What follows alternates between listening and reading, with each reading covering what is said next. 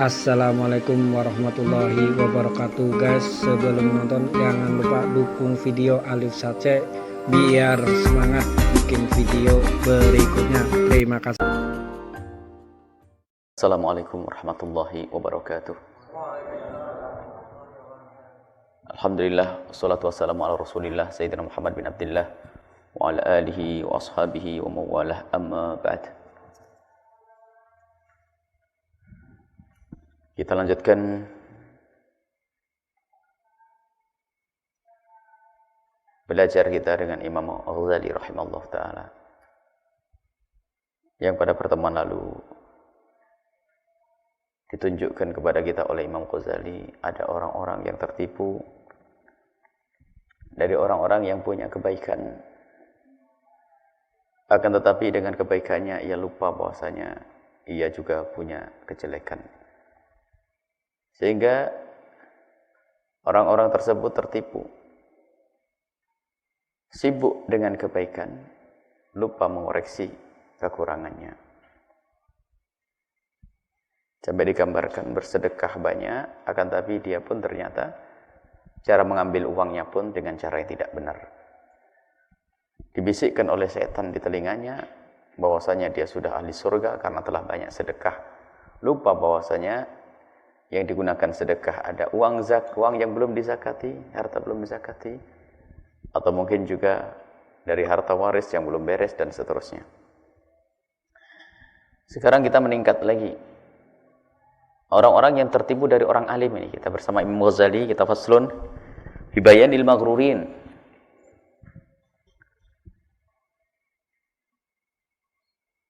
Wa aqsamu kulli sinfin, tentang orang-orang yang tertipu dan pembagian-pembagiannya. As-sinful awwal, kelompok yang pertama, kata Imam Ghazali rahimahullah ta'ala, yaitu minal maghrunina al-ulama, orang-orang yang tertipu dari kalangan ulama. Sudah mulai ini Imam Ghazali untuk mengkritisi orang-orang yang sepadan dengan beliau, atau orang yang menempatkan dirinya di tempat pendidikan atau ilmu, para ulama. As-sinful awal, yang ada kelompok pertama dari para ulama ini. Para ulama yang tertipu ini pun menjadi beberapa kelompok. As-sinful awal dan maghrurin al-ulama al-maghrurun. Jadi yang kelompok pertama ini adalah kelompok ulama-ulama yang tertipu.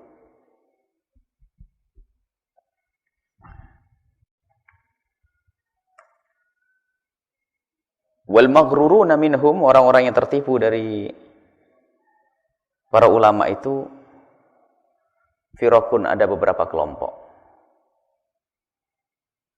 Firqatun, kelompok yang pertama adalah firqatun minhum, kelompok yang pertama adalah, ini ada naskah yang kurang ya. Firqatun minhum, sekelompok dari mereka adalah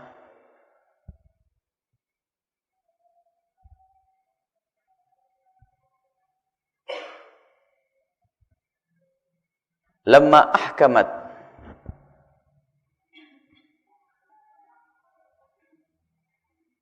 lamma ahkamu, atau firqatun ahkamat. Firqatun ahkamat bisa. Ahkamat ahdil firqah al-ulum syar'iyyata, mereka itu benar-benar mempelajari ilmu syariat. Belajarnya benar. Wal aqliyat, dan ilmu-ilmu yang pemahaman dengan akalnya. Ta'ammaqu fiha, mendalami ilmu ini. Wastaghalu fiha, sibuk dia dalam diskusi, ngarang, mengkritisi, Masya Allah. Wastaghalu biha. Akan tapi dengan begitu, ahmalu, mereka itu lupa dan lalai, tafaqqudal jawarihi, untuk menyeleksi atau mengoreksi al-jawarih, anggota tubuh.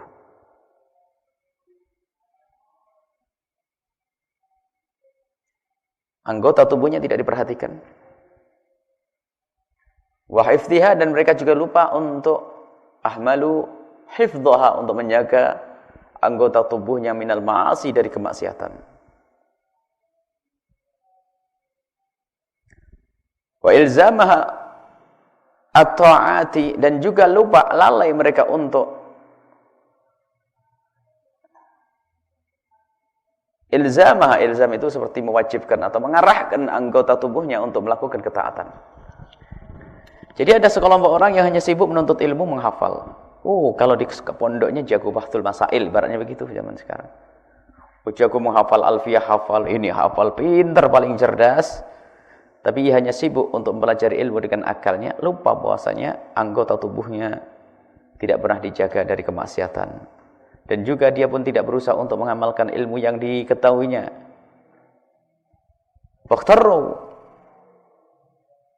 Fakhtarrau, maka mereka tertipu bi'ilmihim, dengan ilmu mereka. Wa dhannu, mereka menduga annahum indallahi bimakan. Dia cukup dengan ilmunya, Masya Allah, dipikir di hadapan Allah ia punya pangkat tinggi.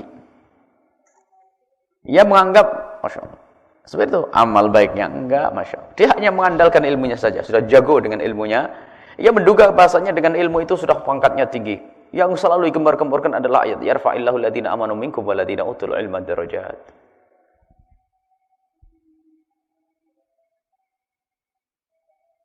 Allah akan mengangkat derajatnya orang yang berilmu. Itu saja yang diingat-ingat.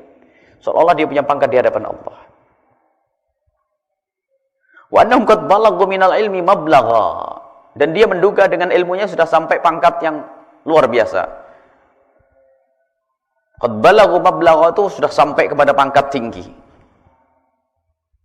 Pangkat yang la yu'adzibullahu ta'ala mithlahum, yang Allah tidak akan menyiksa orang seperti itu. Punya ilmu, Masya Allah, paling mulia derajatnya di hadapan Allah.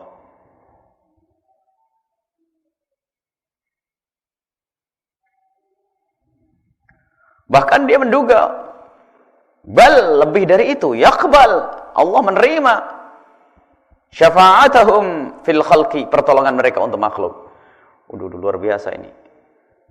Merasa hebat sekali. Jadi di akhirat, nanti di akhirat orang pada datang ke saya kan kiai, saya ulama, nanti minta tolong ke saya di akhirat. Waduh, berlebihan. Karena dia mendengar bahwasanya seorang alim bisa memberikan syafaat kepada umat yang lain. Padahal bukan alim seperti dia. Di alim hanya di otaknya saja. Yang Imam Ali menyebutkan la yujawizu taraqiyahum. Ada orang punya ilmu hanya di otak, tidak sampai tenggoroknya. Rasulullah menyebutkan la yatajawazu an hanajirihi. Ada ilmu itu yang tidak sampai ke hati, hanya di kotak begini. Tidak akan melewati tenggorokannya. Ilmu hanya di otak, ilmu diskusi, ilmu debat, ilmu hafalan, akan tapi tidak sampai ke hatinya. Dan dia merasa bahasanya dengan ilmunya yang hebat itu alim besar, digelari al-allamah mungkin. Allah. Dia terbetik di hatinya keyakinan bahasanya ya yutalibuhum, Allah tidak akan menuntut kepada mereka bidunubihim, dengan dosa-dosa mereka, wa khatayahum, dan kesalahan-kesalahan mereka. Oh, hebat nih, sudah habis pol-polan. Wahum maghrurun. Mereka adalah orang-orang tertipu. Fa innahum law nadharu bi'ainil basirati, kalau mereka mau melihat dengan mata hati, mata renungan, mata penghayatan, mata hati, la alimu, niscaya mereka akan sadar bahwasanya annal ilma ilmani, ilmu itu ada dua. Yang pertama ilmu muamalatin, yang pertama adalah ilmu muamalah, yang kedua adalah ilmu apa ilmu muamalah? Ilmu muamalah itu yang membenahi urusanmu dengan sesama manusia di dalam bertransaksi, berakhlak yang mulia, peduli dengan fakir, miskin, yatim piatu, dan seterusnya. Wa ilmu mukasyafati, ilmu yang menguatkan keimananmu kepada Allah Subhanahu wa taala, mengenalkan kepada kebesaran Allah, kecintaan kepada Rasulullah. Ilmu mukasyafah disebutkan di sini. Apa hubungannya dengan yang disampaikan Imam Ghazali? Jadi ilmu itu tidak cukup orang itu menghafal, akan tapi dia harus ngerti bahasanya ilmu ada seperti itu, ilmu kenal Allah. Dan dijelaskan oleh Imam Ghazali bahwasanya bahwa Ay ilmu mukasyafati, yang ilmu mukasyafah itu adalah al-ilmu billahi, ilmu yang mengenalkan dia kepada Allah, wa bisifati, dan sifat-sifat Allah. Yang mengenal Allah dan mengenali sifat-sifatnya dengan benar, maka akan ada pengaruh perkenalannya dengan sifat-sifat Allah ini kepada dirinya. Orang perlu dan wajib harus mengenal sifat-sifat Allah. Allah yang maha pemberi siksa. Maka bagi orang yang punya ilmu, dia akan berusaha untuk mengamalkan ilmunya karena tidak ingin jika dia disiksa oleh Allah karena ilmunya. Dan ternyata ilmu mukasyafah ini, ilmu kenal Allah, sehingga orang yang kenal Allah disebut al-arif billah, waliullah. Jadi ilmu mengenal Allah sangat penting. Wala budda, maka harus dibarengi dengan ilmu muamalati, dengan ilmu muamalah. Ilmu muamalah. Jadi ada ilmu ketulusan yang pertama, ilmu muamalah, ilmu urusan pengamalannya. Litatimal hikmatu al-maksudatu, agar sempurna hikmah yang dimaksud, yaitu belajar ilmu adalah untuk kita amalkan dan agar kita mendapatkan ridha Allah Subhanahu wa taala. Sebab dengan ilmu mukasyafah dia faham makna keikhlasan, ketulusan kepada Allah Subhanahu wa taala. Dengan ilmu muamalah dia akan benar di dalam urusan dengan sesama manusia. Wa ya ilmu biwarifatil halal wal haram. Kalau ilmu muamalah itu adalah ilmu mengenalkan halal dan haram. Orang kenal halal haram saja belum tentu. Jika ia tidak takut dengan hukuman Allah, belum tentu dia meninggalkan yang haram. Dan alangkah banyaknya orang yang mengenal itu haram, akan tapi dia pun masih melakukannya. Ngerti itu dosa, tapi ia masih melanggarnya. Permasalahannya apa? Karena ia hanya mengerti ilmu muamalah, tidak mengerti ilmu mukasyafah. Jadi ilmu muamalah hanya taunya ini, ilmu bima'rifatil halal wal haram, ilmu yang mengenalkan mana halal dan mana yang haram. Wa ma'rifatu akhlaqin nasi, dan untuk mengetahui akhlaknya manusia, al-madmumati yang jelek, wal mahmudati yang terpuji. Jadi ilmu muamalah itu adalah ilmu urusan kita dengan sesama manusia. Itu bagaimana agar kita baik. Mana akhlak yang baik untuk kita ikuti, mana akhlak yang jelek untuk kita hindari. Dan itu pun dilakukan atas dasar kenalnya kepada Allah. Maka orang punya banyak ilmunya kayak apa, kalau hatinya tidak kenal Allah, tidak akan rindu dia untuk mengamalkan ilmunya. Kalau dia yang dikenal hanya sekedar sanjungan dari bangsa manusia, maka dia pun sibuk mengumpulkan materi hanya untuk disanjung manusia. Bahkan diskusi yang mereka lakukan pun hanyalah untuk mendapatkan sanjungan dari manusia. Artinya dia belum punya ilmu mukasyafah. Ilmu mengenalkan kita kepada Allah, sehingga kita merasa dikontrol oleh Allah. Yang disebut dalam hadis Nabi adalah maqam ihsan, an ta'budallaha ka'annaka tarahu fa illam takun tarahu fa innahu yarak. Kita beribadah kepada Allah seolah-olah kita dikontrol oleh Allah. Artinya salat yang kita lakukan di saat kita sendiri pun tidak beda dengan salat yang dilakukan di saat rame-rame. Karena baginya adalah keyakinan bahwasanya Allah melihatnya. Maka orang yang sudah punya ilmu muamalah tadi, dia tidak akan bisa dan susah untuk mengamalkan ilmu muamalah jika bukan karena Allah Subhanahu wa taala. Di antara sesama manusia memang orang yang tidak beriman kepada Allah pun bisa berbuat baik, akan tapi itu basa-basi sosial. Tetangga dengan tetangga baik karena apa? Ya kalau orang baik dengan saya harus baik dengan dia. Tujuannya adalah kadang hanya karena kita bertetangga harus saling tolong-menolong dong. Jadi tidak ada yang mengenalkan kepada Allah. Maka dari itu lihat, kalau kita tidak kenal Allah dengan ilmu mukasyafah tersebut, maka tidak ada kelebihan kita dibanding orang kafir. Sebab orang kafir itu pun ada basa-basi sosial di antara mereka. Kalau ada tamu dipersilakan masuk, ngomong yang santun, kemudian dibuatkan minuman, itu ada. Mereka juga menghormati tamu. Akan tapi lihat, dia tidak kenal Allah Subhanahu wa taala, maka di dalam berinteraksi sosial, apa yang mereka lakukan dengan sesama mereka hanya basa-basi sosial. Karena apa? Karena aku diperlakukan baik, maka aku harus memperlakukan baik. Jika aku ingin diperlakukan baik, maka aku harus memperlakukan baik. Itu saja. Akan tapi ahli la ilaha illallah dengan ilmu yang mereka ketahui, ilmu muamalah, ilmu dengan sesama manusia itu, mereka lakukan bukan semata-mata karena ingin mendapatkan balasan dari manusia, tapi ingin mendapatkan balasan dari Allah Subhanahu wa taala. Maka baik diterima, baik dibalas oleh manusia atau tidak, ia pun tetap istiqamah. Dan itulah yang diinginkan oleh Imam Ghazali rahimahullah ta'ala. Itu mengamalkan ilmunya. Jadi lihat, orang hanya tahu ilmu, akan tapi tidak berusaha untuk mengamalkannya. Itu artinya orang yang tidak kenal Allah. Tahu ilmu akan tapi masih melanggar dan melakukan kemaksiatan. Dia tidak kenal Allah. Ilmunya hanya di otak. Dan alangkah banyaknya orang seperti itu. Karena Nabi melihat di neraka orang-orang semacam ini. Wa mathaluhum, perumpamaan mereka. Mithlu tabibi. Perumpamaan mereka itu seperti seorang tabib. Orang yang alim, punya ilmu, tapi tidak mau mengamalkan ilmunya. Seperti seorang tabib, seorang dokter. Yutabbibu ghairahu. Mengobati orang lain. Wa huwa alilun, dia berpenyakit. Padahal penyakitnya sama dengan pasiennya. Pasien diobati sampai sembuh, dianya tetap penyakitan yang sama. Wa huwa alilun qadirun ala tadbibi nafsihi.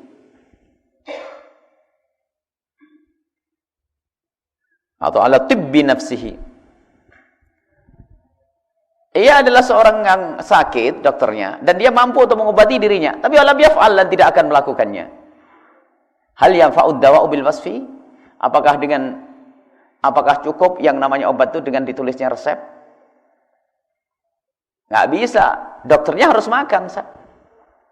Sama kita datang ke rumah kita berpenyakit, datang ke tempatnya dokter. Berobat. Akan tapi dikasih obat, ini loh ilmunya begini, begini. Ini loh obatnya begini, begini, begini. Ternyata obat itu hanya dibaca resep itu. Kira bisa sembuh atau tidak? Harus diamalkan, diminum itu obat. Jadi orang yang mengamalkan ilmu, orang yang mempunyai ilmu tidak mengamalkan ilmu, seperti orang baca resep tadi itu. Dibaca resepnya, Masya Allah, obat sakit kepala. Indikasi, komposisinya begini, begini, begini. Sudah hilang sakitnya? Tidak, dia harus minum agar ada pengaruhnya obat terhadap dirinya. Allah memang yang menyembuhkan. Akan tapi usaha itu harus berjalan. Ini ada orang alim akan tapi tidak mengamalkan ilmunya, kayak dokter mengobati orang lain, dia berpenyakit tidak sembuh-sembuh dianya. Karena apa? Dianya nggak mau minum obat. Tidak mau minum obat tersebut. Hayhata, jauh-jauh sekali. Lam yanfa'id dawa'u illa man syaribahu.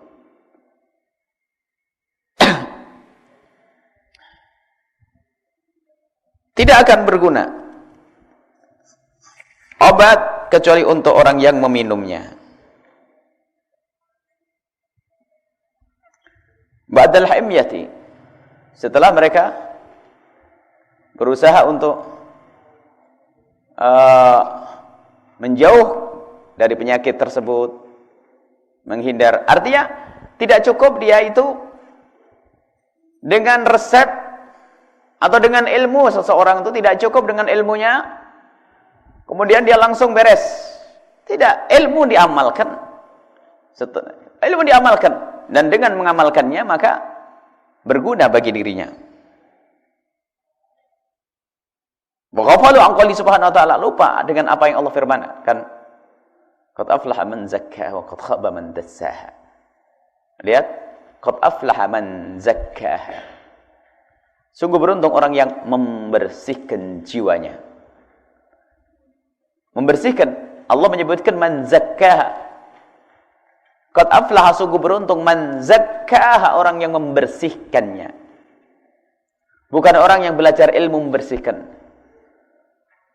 Ya, Allah tidak berfirman, sungguh beruntung orang yang belajar ilmu membersihkan. Kalau belajar ilmu membersihkan apa artinya? Ilmu tasawufnya, Masya Allah, dia membaca buku tasawuf bolak-balik, Ihya Ulumuddin bolak-balik.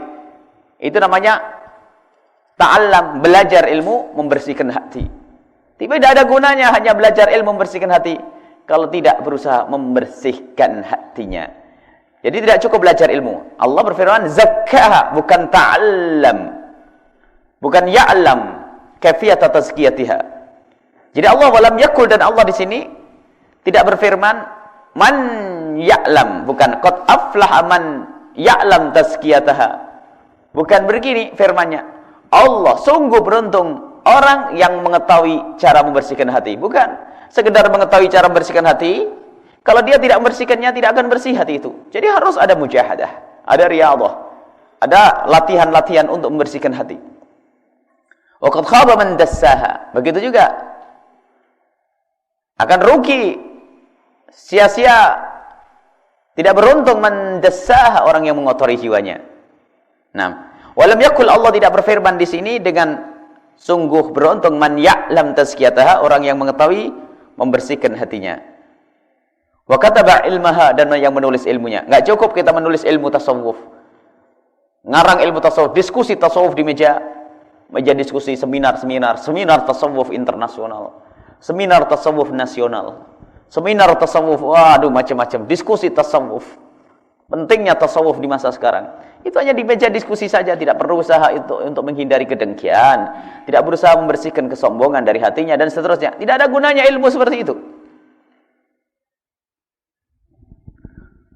Wa 'allamahan nas, tidak cukup. Allah tidak berfirman, Allah di sini tidak berfirman sungguh beruntung orang yang mengetahui ilmu membersihkan hati lalu menulis, mencatatnya, lalu mengajarnya kepada orang lain. Enggak cukup, akan tapi apa? Langsung mengamalkan dengan dirinya. Qad aflaha man zakkaha. Jadi langsung harus dipraktikkan ilmu itu.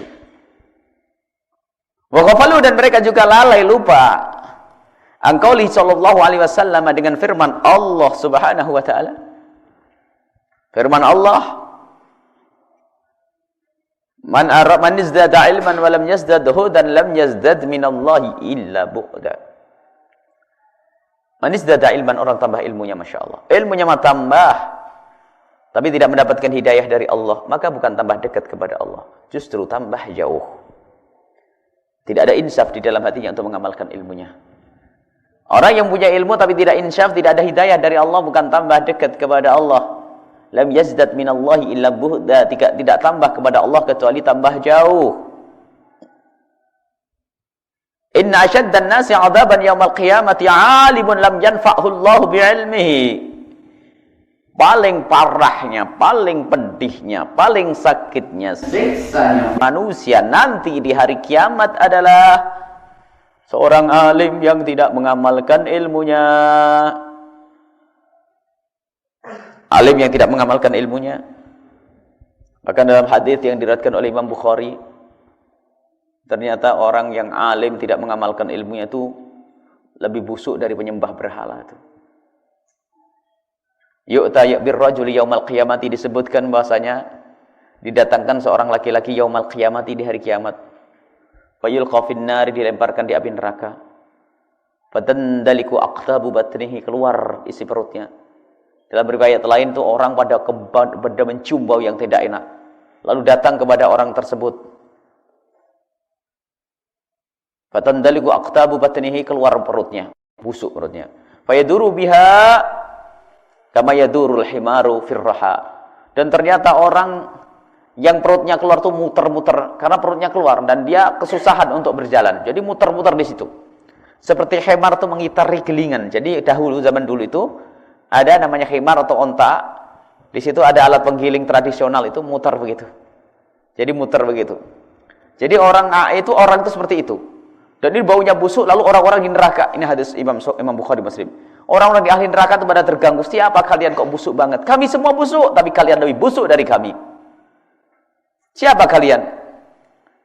Fayajtamu ilaihi ahlun naru, orang-orang ahli neraka pada kumpul di situ. Fayaquluna ya fulan, wahai fulan, malak? Kenapa engkau di sini? Kok disiksa? Kok di sini? Allah. Alam takun ta'mur bil ma'ruf wa tanha 'anil munkar wa tanha 'anil munkar? Bukankah engkau orang yang mengajak kepada kebaikan dan menjauhkan orang dari kemungkaran? Bukankah engkau ustaz? Bahkan dalam riwayat lain itu ada ahli surga itu berbincang-bincang dengan sahabatnya. Lalu kaget, berkata kepada sahabatnya, wahai sahabatku, kau ingat tidak itu yang di neraka? Sebab nanti neraka dan surga itu dibuka oleh Allah. Artinya ahli neraka itu bisa melihat ahli surga bisa melihat ahli neraka. Tidak tahu caranya gimana.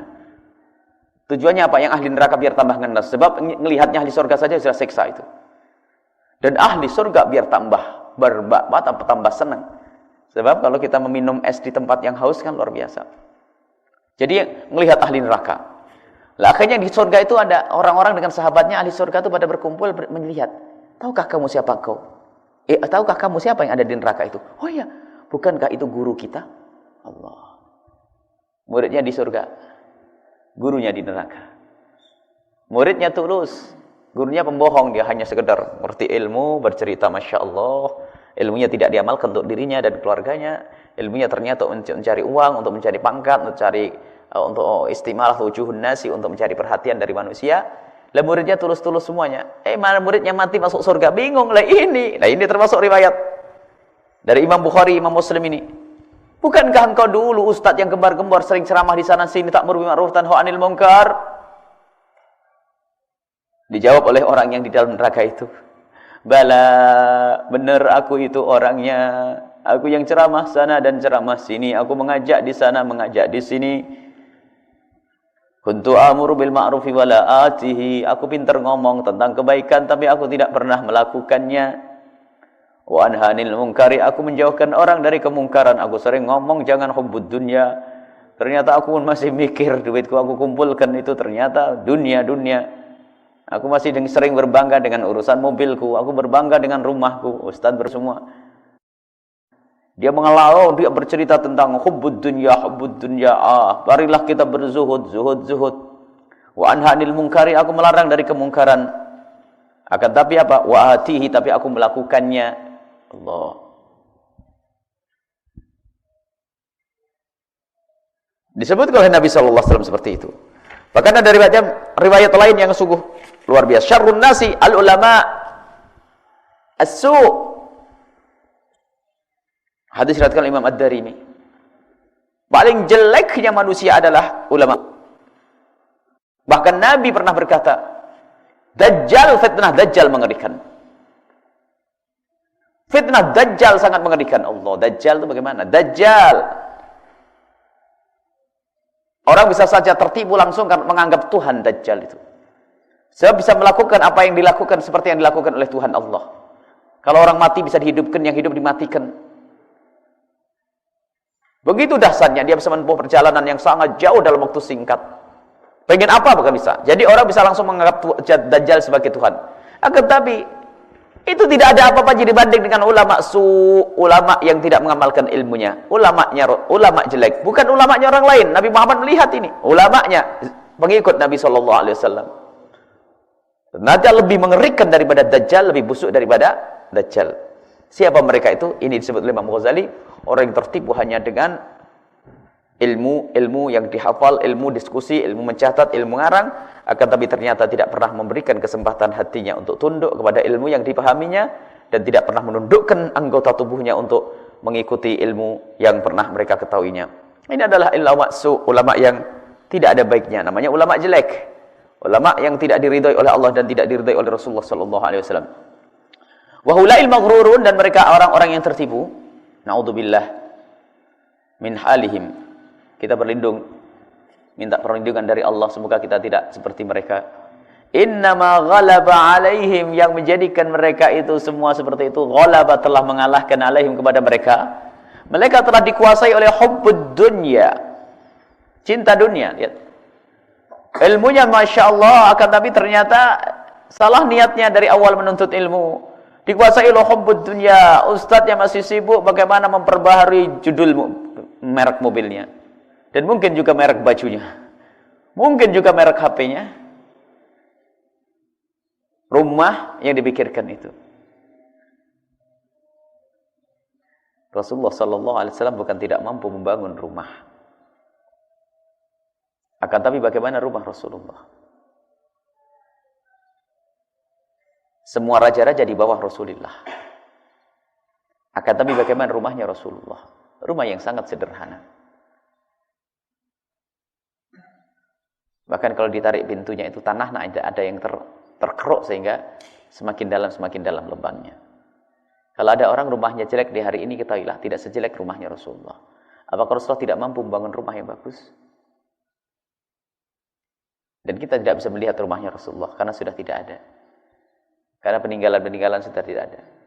Kalau seandainya peninggalan rumah Rasulullah itu masih ada dan kita bisa melihatnya, kata Imam Hasan Basri, sungguh kalau seandainya umat ini bisa melihat rumahnya Rasulullah, cukup dengan melihat rumahnya Rasulullah akan belajar ilmu zuhud lebih hebat daripada belajar ilmu dari kitab yang berjilid-jilid. Akan tapi lihat, negeri Saudi tidak mendukung hal-hal semacam itu. Tidak memperhatikan peninggalan Nabi. Mestinya untuk belajar ibrah, pelajaran rumah Rasulullah semacam ini. Peninggalan Nabi seperti itu. Allah telah dikuasai oleh hubbud dunya, Wa hubbu anfusihim, mencintai diri mereka. Menyanjung, menyombongkan diri. Ujub. Wa talabir rahati, dia hanya mencari kesenangan al-ajilati di dunia saja. Wah, pengen kenikmatan dunia saja. Rupanya dengan ilmunya bukan untuk mencari keselamatan di akhirat. Hanya pengen bagaimana mobilnya ganti, bagaimana rumahnya megah, dikagumi orang, dielulukan, setiap tempat dihormati. Wadannu, dan mereka menduga anna ilmahum, sesungguhnya cukup dengan ilmu mereka itu. Yunjihim, akan bisa menyelamatkan mereka fil akhirat, di akhirat. Min ghairi amalin, tanpa amal. Nah, ini tertipu. Sehingga mereka hanya sibuk untuk belajar saja. Sibuk dengan ilmu-ilmunya saja, tapi tidak berusaha untuk mengamalkan dengan ilmunya. Sungguh itu adalah manusia yang tertipu, yang disebutkan oleh Imam Ghazali rahimahullah ta'ala dari kalangan ulama yang pertama ini. InsyaAllah nanti kita akan lanjutkan dari ulama-ulama yang tertipu model apa lagi. Ini hanya mengandalkan ilmu saja. Nanti ada, sudah punya amal masih tertipu lagi. Semoga Allah membalas Imam Ghazali dengan segala kebaikan. Telah mengingatkan kita semua dengan bukunya ini. Ini buku penting, harus dibaca oleh semua orang yang menuntut ilmu. Al-Kashfu wat Tabyini fi Ghururin Nasi Ajma'in. Ya. Semoga Allah memberikan kepada kita kemanfaatan dari ilmunya Imam Ghazali rahimahullah ta'ala. Dan semoga Allah subhanahu wa ta'ala menjaga hati kita dan mudahkan kita untuk mengamalkan ilmu kita, sehingga kita tidak menjadi orang-orang yang tertipu. Dan semoga Allah subhanahu wa ta'ala seperti mempertemukan kita di dunia, mempertemukan kita kelak di surga bersama Nabi Muhammad SAW. Panjang umur, husnul khatimah, senantiasa dalam kerinduan kepada Allah, kecintaan kepada Allah subhanahu wa ta'ala. Semoga kita termasuk menjadi hamba-hamba yang selalu mengutamakan akhirat daripada dunia. Dan semoga Allah mudahkan urusan dunia kita untuk bekal di akhirat. Dan semoga Allah memberikan kepada kita kejayaan di dunia dan di akhirat. Al-Fatihah.